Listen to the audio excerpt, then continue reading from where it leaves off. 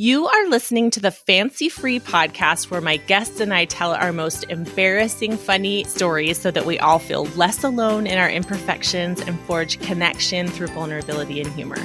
I'm Joanne Jarrett, and today I have with me Sandy Nussbaum-Giercyk. Sandy and I met because we are fellow podcasters. She is the owner of Easy Diz by Instant Impressions Travel Services, a Disney Earmarked Travel Agency. A woman business owner, she took her passion and made it daily life when opening the agency 16 years ago. Today, she leads a team of agents around the U.S., offering no-fee concierge planning to clients around the world. Planning for clients and personally traveling with groups of 1 to 175, she has different approaches for everyone. Sandy realizes there is no one-size-fits-all destination or such a thing as a standard vacation plan.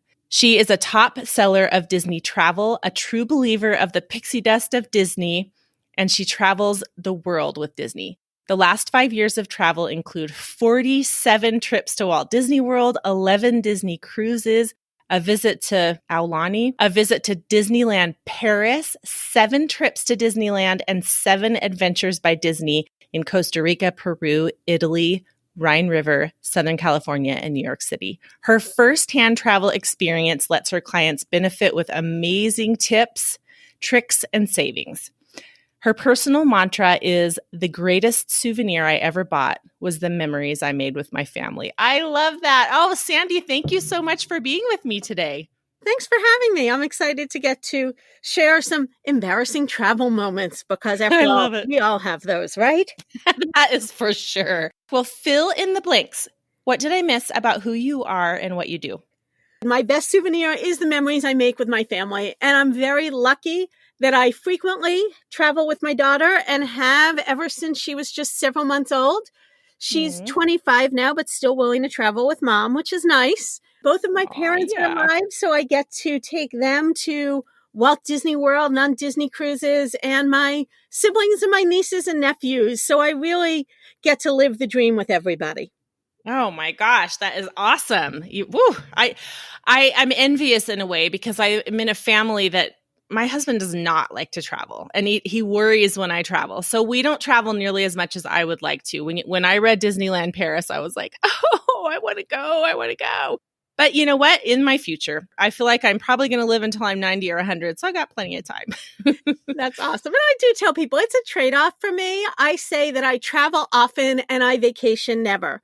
99% of my travel is work travel, and I am incredibly lucky that it is to amazing places like Disneyland Paris. But while I'm there, my itinerary is laid out to make sure that I see things and observe things that clients are going to want to know about. And I'm doing videos and photos and documenting. And I might see something 2 or 3 times that most people would only take the time to go to once, because I need to see it from the different vantage points and be able to really give true perspective. So again, it's the best office in the world, but it's not all vacation and the same glam that it sometimes looks like on my social profiles. Yeah, I get that.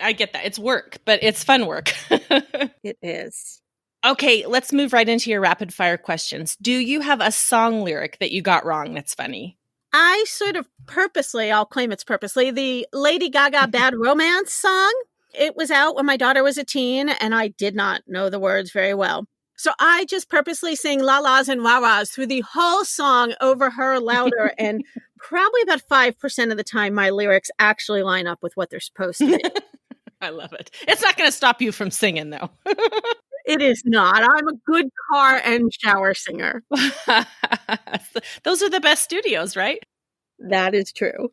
What was your first live concert?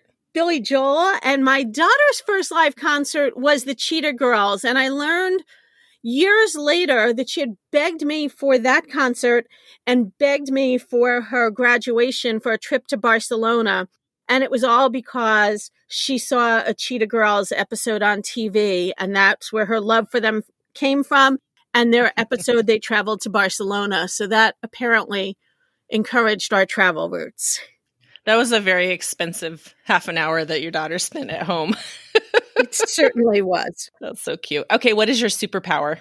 I get to make magic for families. I love it. Have you ever met a celebrity? My favorite is John Stamos. I met John, and I say to people, if you ask him about me, he calls me the crazy girl from Jersey. I actually kissed John Stamos when I was 14 years old. You did? Oh my gosh. I did. Our high school had a trip to see Singing in the Rain in Manhattan, and he was sitting in the theater. And on a dare from some of my friends, I went over and asked if I could kiss him.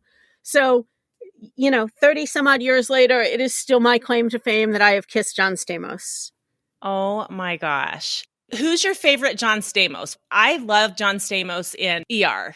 I think because of the timing of when I met him and how I first remember him, it's definitely Uncle Jesse. Okay. You like a little earlier John Stamos. I understand. I can get behind it. That's where he stays in my mind. Oh, that's so funny. Okay, what is the scariest thing you've ever done for fun? I would say it's ziplining. Oh, yeah. I was under the naive impression that ziplining was extremely safe, although very scary. But I recently saw a headline, and I didn't read it, but it was a headline about somebody with a severe ziplining injury. And I thought, oh my gosh, I always convince myself like, yeah, this is scary, but surely it's totally safe because they have to have liability coverage and blah, blah, blah, blah, blah. And thousands of other people have done it without any problem. Totally. Those are the kind of weird thoughts that I have a lot. Like, that's one of the reasons why I really like Disney, because I feel like if anybody's going to have their safety game on par, it's going to be Disney, right? It is. Yes.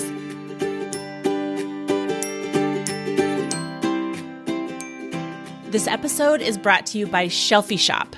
Shelfies are women's loungewear made out of luxurious, soft, cozy fabric. Every outfit has the perfect weight, built-in shelf bra for some coverage without adding bulk, a little bit of support, and separation. Just because we're hanging out at home or want to be comfy doesn't mean we don't want to be cute, right? That way you can rip off the bra at the end of the day, throw on your shelfies, and should the doorbell ring or your kids bring friends home, you are covered. You look adorable, you feel wonderful, and you could even run to the store if you need to, and nobody would know that you're in public in your pajamas. Shelfies are manufactured in small, handmade, limited edition batches. Head to shelfieshop.com today to grab yours before they're all gone. That's SHELFIESHOPPE.com. Use the coupon code FANCYFREE. You will get free shipping no matter what you order.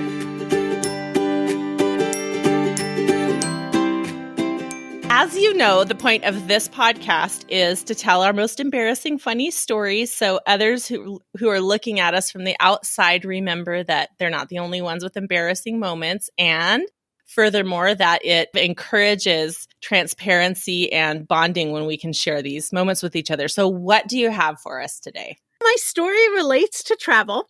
I'm, as I said, very lucky. I get to travel often. And besides theme parks, as you alluded to in my intro, Disney has a special division called Adventures by Disney, which are small group guided tours to bucket list destinations around the world. And we took our very first adventure to Italy, and I thought, I'm not very adventurous, but it's a work thing. How hard you have to go to Italy for work. Yeah, poor thing. We went to Italy. My most adventurous thing that we did on that was sit in our gondola. I was like, I got this. I'm good to go. And so every year we get the new brochures, and my daughter loves to look through them, and she just begged for Costa Rica. We booked it 14 months in advance, and I would say that every time I kind of thought about the trip, I really wanted to cancel. I am not a fan of ziplining. I don't really do heights. Oh, boy. I'm very prone to motion sickness. Oh, no. And I don't like small planes. Oh, my gosh. So throw that together, and I'm like, why did I agree to do this trip? What was I thinking? Thankfully, when I travel, I don't tell people that I'm a travel agent. They often find out later if they friend me on Facebook, but I'm on this trip really as a guest to experience it. Okay. But, we're going to Costa Rica, and I decide I'm going to kind of get myself in the right mind frame. I upgrade our seats going to Costa Rica. So we have the nice flatbed seat, and I'm going to arrive relaxed and ready because I am dreading this trip. If I could figure out a way to get out of it, I would. My daughter is much more adventurous than I am and a very good sport in keeping me calm in these things. And, we land this huge wide body plane and I'm saying, yeah, why can't our plane later this week be like this? And she says, but Mom, it's the same airport. You're going to be okay. How small could the plane be? How old is your daughter at this point? She was 15 or 16 at the time. All right. I've got 15 and 17. So I'm really picturing this current day for me. Okay. So we go to the hotel. We relax overnight. We get up in the morning and we meet our adventure crowd. They do a big breakfast for all 40 of us. And then they go around the room so that the families can get to know each other. They ask you to introduce yourself. Where are you from? Have you adventured before? And what are you looking forward to most? I try to get my daughter to do our family introduction because it's one person per family and she won't do it. So she makes me do it. And I'm like, what am I looking forward to? Going home. Is it wrong to say that I'm looking forward to going home? You nailed it. So I'm like, I can't say that. So I get up and I'm like, I am looking forward to when the small plane and the ziplining are done so I can enjoy the rest of the adventure because I am absolutely petrified of both of those things. And everybody kind of laughs, but they look at my face and they see I'm dead serious. And we go from this breakfast to boarding the bus, and I can't seem to psych myself out of this fear that I have. And my daughter just keeps saying to me, you know what, Mom, how small can the plane be?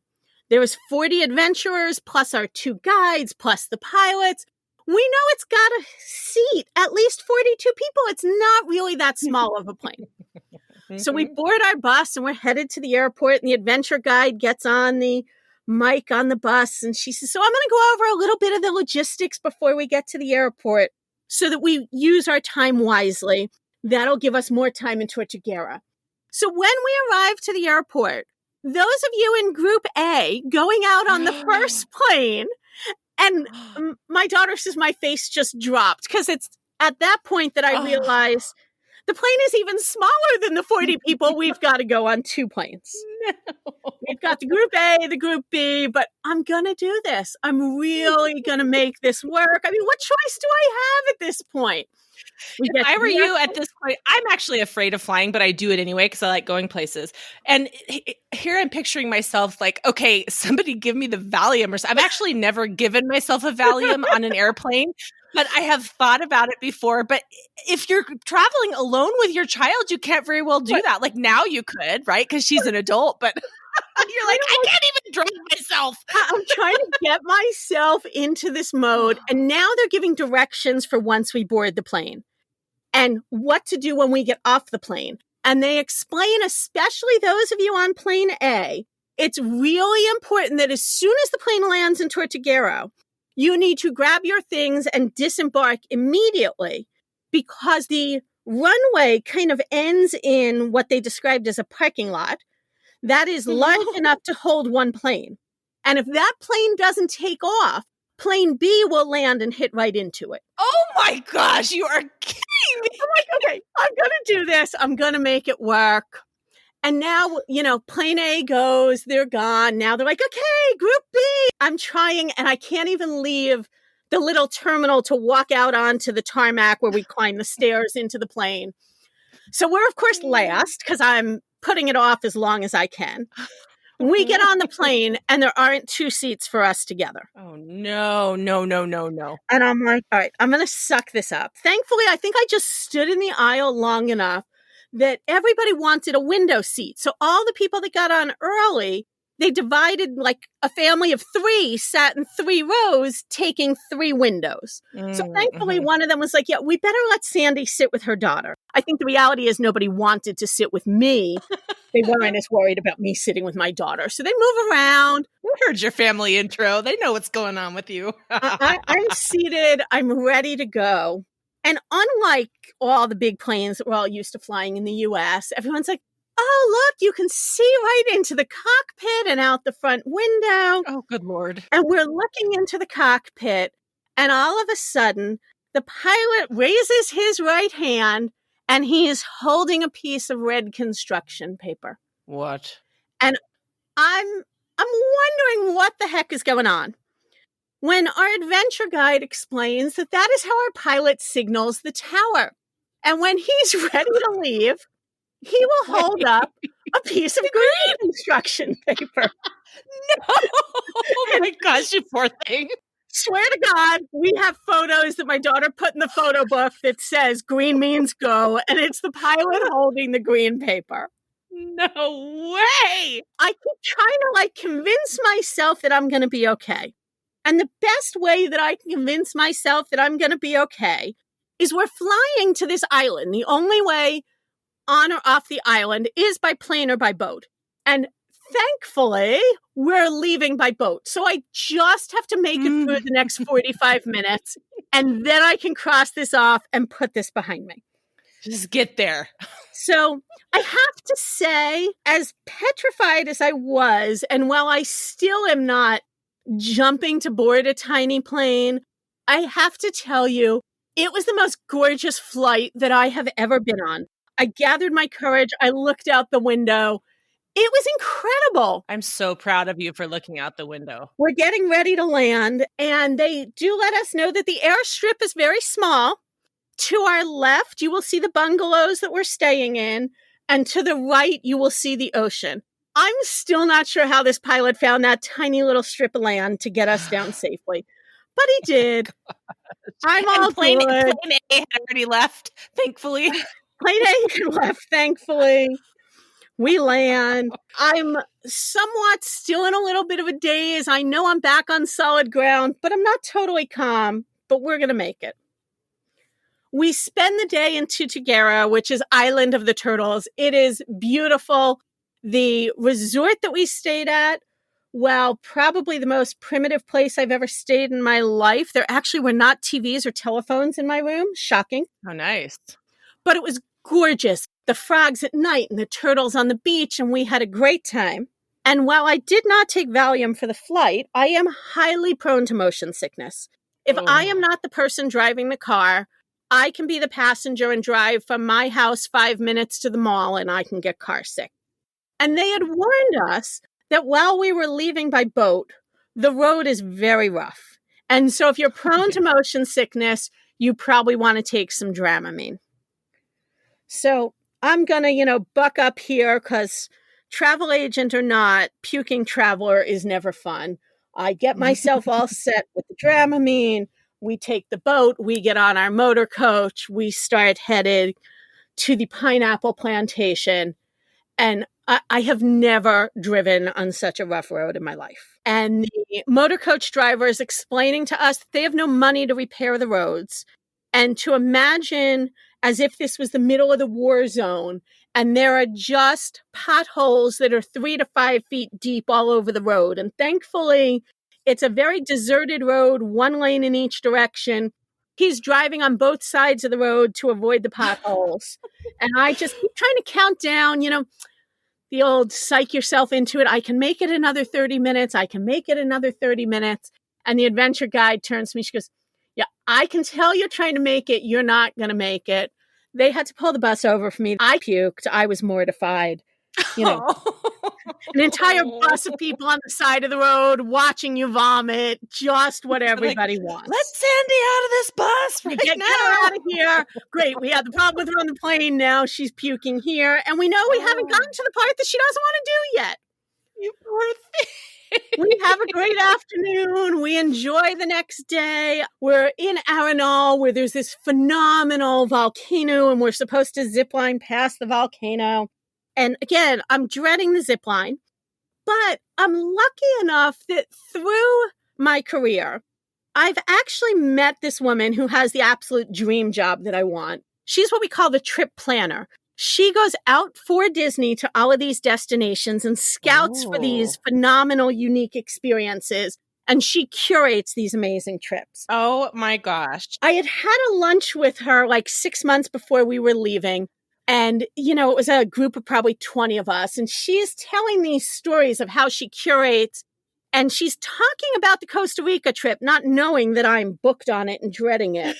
And she ends up telling the story of how this family got grandma to go ziplining and how much grandma enjoyed it. And I'm like, Yeah, she was just trying to shame me into it. Grandma can do it. I can do it. Like, Grandma can do it. You can do it. But she had said to me, when you get to the zip lining, there's 2 sample zips. You can try them. They're not long. They're not high off of the ground. Because once you start the zip line to the volcano, it's a series of 6 zip lines way, way up high. And there is no stopping. I mean, you stop at the platform, but you literally, there's like a ladder down the side of the platform that's like 400 stairs. It's right into the jungle. It's really not an option to evacuate. Not happening. But again, keep in mind, this is a work trip for me. I'm there to gauge, is this going to work for clients? Can I take photos? Can I take videos? So the one upgrade that I was paying for when we got to the zip lining is you can pay to have a camera mounted to your helmet so that as you're ziplining, it's getting video of everything you see. So they mount the camera on my helmet, and the longer I stand there, the more convinced I am. And we're still down on the ground. We haven't even gotten to where we zipline. I'm convinced I'm not going. So I'm a pretty horrible mother. I turn to my darling child and I say to her, you know what, Annie?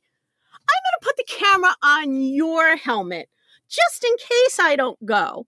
But even if I go, I'm going to be screaming bloody murder the whole time. I can't use that as a promotional video. So you take the camera. We'll get you set. So now we've been given all our instructions. We're all harnessed. And now you have to get into these gondolas to take you to the top of the mountain. And again, we're a group of 40. We take like 3 gondolas. And they're trying to figure out how to put people in the gondola. You know, who's going to go first, who's going to go last. 38 fellow adventurers all vote that Sandy should go up in the first gondola. They've all had this discussion because when you get to the top, you know, it looks like just solid land anyplace else, and you do the sample zip. So apparently they had all discussed it behind my back. They were sending me first so that if I wanted to go first, I could go first. Or they had all agreed that whenever I had gathered enough courage, it didn't matter who was next. If I had the courage, I was going to go. All right, I could do this. I mean, the first zip is like 15 feet long, 6 feet off the ground. I can do this. And I'm trying to psych myself into it before we get up there. And I'm like, I'm just going to go first. How bad can it be? We get to the top and I decide there's no way I'm going first. I'm going to watch. I watch the first person. I watch the second person. I tell my daughter she can go if she wants. She decides she'll wait with me. I watch the third person, the fourth person. Now that whole first gondola has gone. The second gondola has arrived. And I'm starting to talk to one of the dads that I had become friendly with. And I turn to him and I say, I wonder if they're still going to let us go now that it's raining. And he looks at me, and I can't figure out why he's giving me this funny look, but not saying a word. And I'm like, what? He goes, Sand, it's not raining. You're crying. I'm crying so hard because I was petrified to do this that I convinced myself that the moisture on my face was from the rain.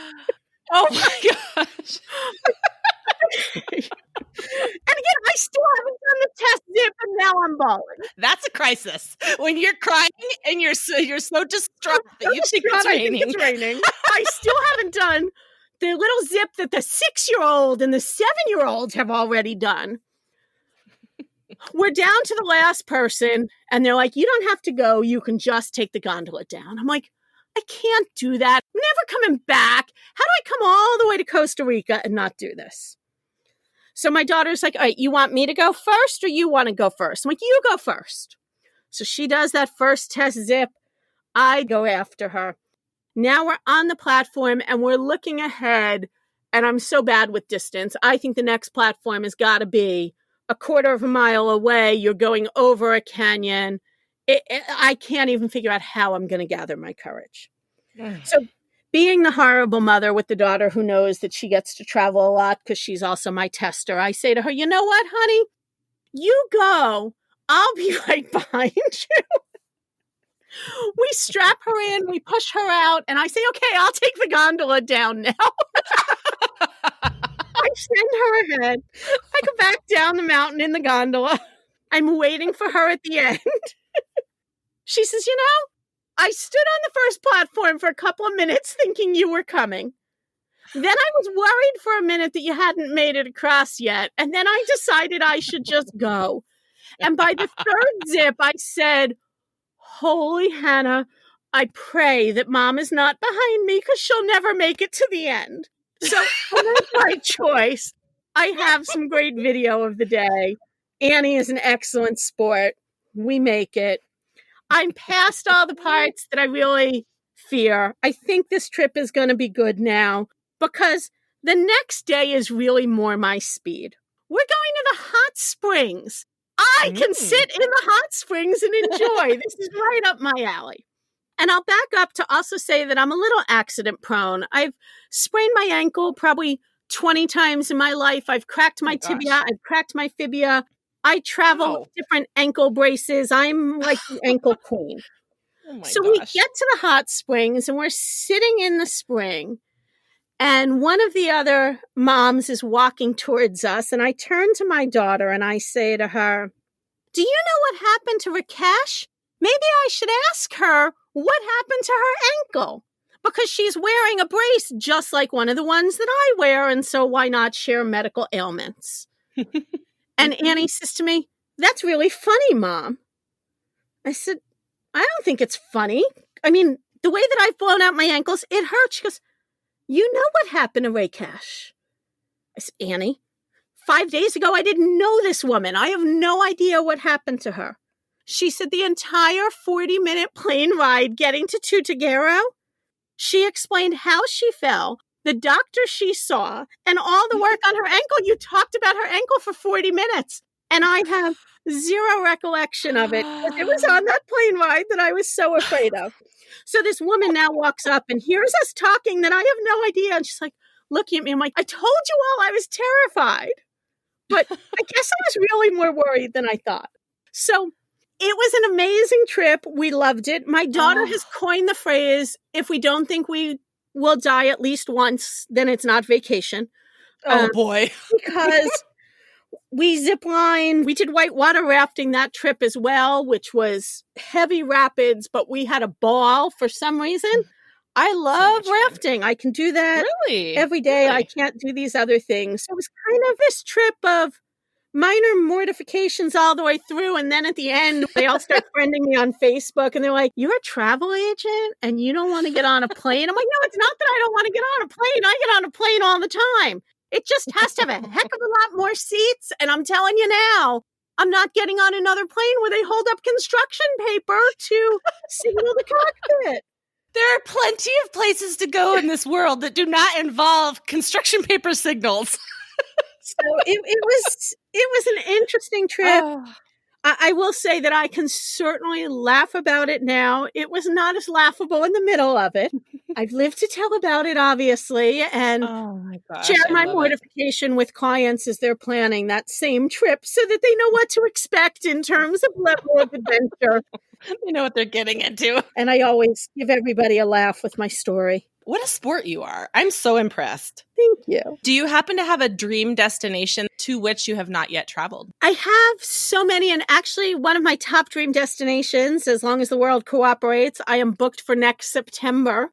I am doing a Danube River cruise with an add-on in Budapest at the end.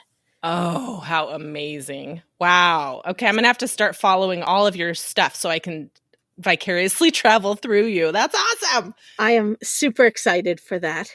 Oh my gosh, that's great.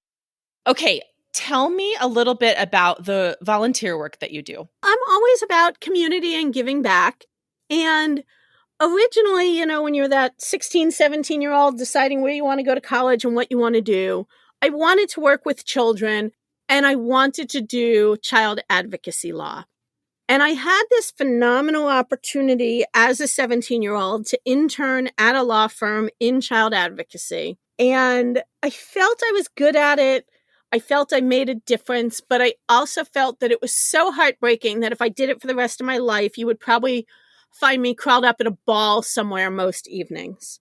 Yeah. And I just kept finding other volunteer things. When my daughter was in school, I was a PTA president and a scout leader and the library mom. I've always loved being with children. I've done some volunteer teaching work, and I've always been around kids. And when my daughter was getting ready to graduate college, and I thought, all right, I'm going to have nobody left anymore, I went back in that advocacy route to kind of come full circle. And there's something called CASA, Court-Appointed Special Advocates. And we are highly trained volunteer advocates for children that are removed from their home by the state. And they are actually in all of the states in the U.S. It's not unique to New Jersey, where I am. And it is the most heartwarming and heartbreaking thing I have ever done. Yeah. I have gained so much from these children in understanding, resilience, and positivity. I meet with the kids once a month. I meet with their teachers at school, sometimes their doctors, their therapists, their foster families. And then I prepare reports to the court and give recommendations for things I think we can do to help enhance this child and how on target they are for reunification with their parents. Wow. Tell me a little bit about the training that's involved. So our training was about 60 hours to begin with. It was a 4 or 5 page application. We had to get 3 letters of recommendation from different people in our lives and in the community that know us as a person and how we work with children. And then we went to an interview that was by far the most exhausting thing I have ever been to in my life. Every question you never want to think about came up. You know, have you ever dealt with domestic violence? Have you seen somebody in domestic violence? How do you deal with it? How would you feel about dealing with a child who's of one religious belief placed in another house? And what would you do? They gave you all these scenarios. And I came out of there after about 2.5 hours, totally ready for a nap. And so if you survive that process, then you're invited to the training, which went on for 6 weeks in person, 2.5 hours a night. And then we had homework and videos and things to do every week. And then on top of that, right near the end, before we were sworn in, we went and spent 3 hours in court. And so we got to sit in on other cases to hear how the court works. And we were able to, in between cases, ask our supervisor questions. Because it's children, while there's obviously laws that govern all of it, so many cases are so unique because it's all about the people and how to meet their needs in the circumstance that they're coming out of. We're required to do additional training every year. And I would say that I call for guidance and training pretty regularly. And I seem to have, just the way my luck goes, one of my cases is so unique that I will sometimes call the state. There's 2 different people from the state that represent the child as well as my supervisor. And I'll call all 3 of them and go, well, how about this? And do you think this, and this? And they're like, we've never had that before. So there's always new things to learn and figure out. It has touched my heart in a way I never could have imagined. And it will stay with me, as will these children, forever. Wow. That has been sort of in the back of my mind since a girlfriend from the last city where I lived, who was in my book club, was a CASA advocate. And she spoke so highly of it as well. It was obvious that it had impacted her life so significantly. But when I knew her, I had young children. And my kids are just a few years away from leaving for college now. I just might be contacting you in the future about this. Tell me where the listeners can find you and all your places online. You bet. So I do a weekly podcast. It's all about planning your Disney vacation in 20 minutes or less a week. And it's called Let's Talk Diz. So you can find it on your favorite podcast player. And we're on Facebook and Instagram as Let's Talk Diz Podcast. And then our agency is EZDISEZ.com because we make your Disney vacation planning easy. And you can always give us a call. 877-EZ-DIZ-EZ, which is 877-393-4739. Amazing. Okay, I will make sure to link to all of that in the show notes. Oh my gosh, Sandy, thank you so much for being with me today. It was my pleasure. Thanks for having me along to We tell the story that gets a little less embarrassing every time I tell it. Oh, good. That is so awesome. I'm glad to hear that.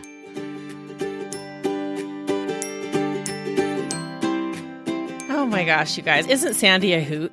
Thank you so much for listening to the Fancy Free podcast this week. Make sure to check out the show notes for today's episode at fancyfreepodcast.com/episode 92 so that you can check out all the links we discussed.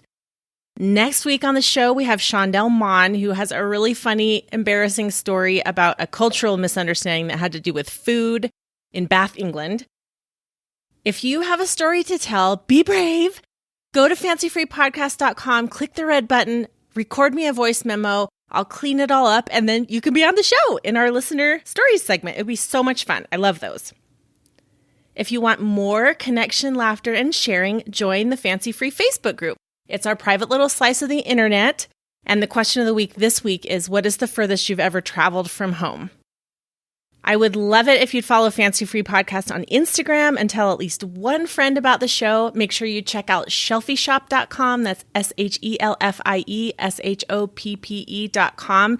And use the coupon code FANCYFREE for free shipping on what will become your favorite loungewear for the bra-free zone and for incognito pajama wearing out in public. I promise you'll be hooked.